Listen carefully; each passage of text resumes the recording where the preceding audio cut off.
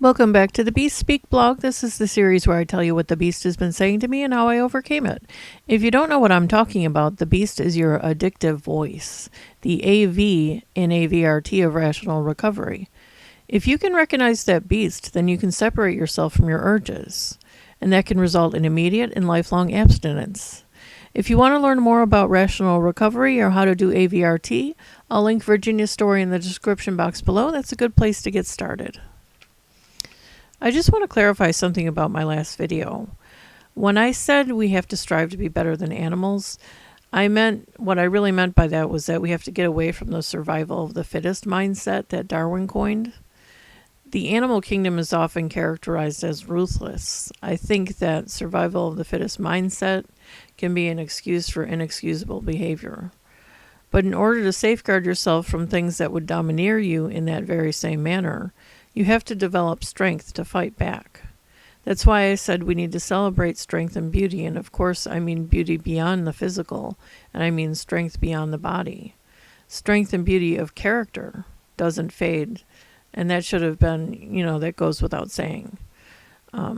Animals do have one thing on us, in that they're always innocent. And it turns out that many in the animal kingdom don't even adhere to the notion of the survival of the fittest either.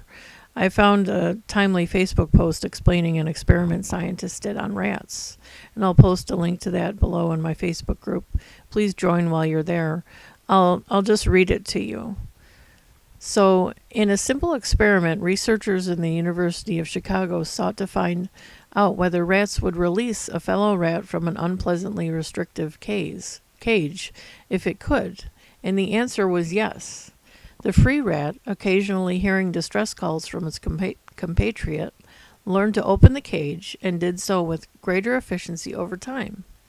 It would release the other animal if there wasn't the payoff of a reunion with it, even if there wasn't the payoff of a reunion with it. Astonishingly, if given access to a small hoard of chocolate chips, the free rat would then usually save at least one treat for the captive, which is a lot to expect from a rat.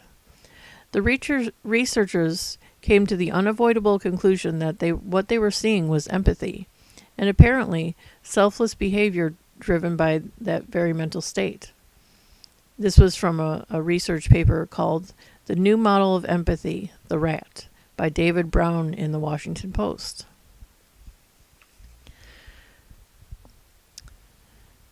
So that was just a clarification of my last post, but I did want to tell you about something I figured out this week.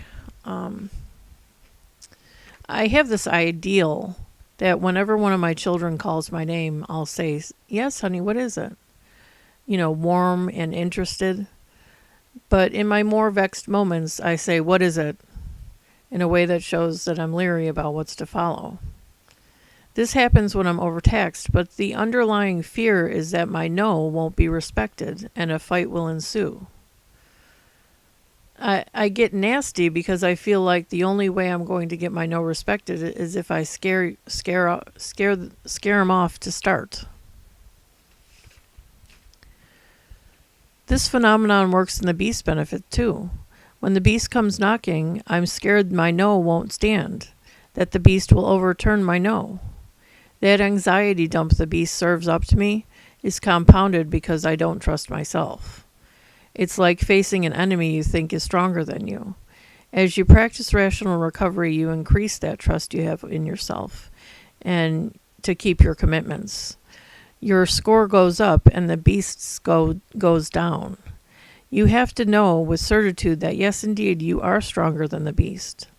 Only you can lift your arms and the beast does not have control over your bodily movements. You do. So if you can sit quietly and in peace, as it was explained in the book Brain Over Binge by Katherine Hansen, she describes this exact process in her book based on what she learned from rational recovery and Jack Trimpey. She was able to overcome bulimia by believing in her power. It really is true. You can overcome anything if you truly believe. Don't just hope, but know that in your own strength. Rule yourself, defeat the beast. Please join me for more rational recovery content in the Beast Speak blog. Thank you.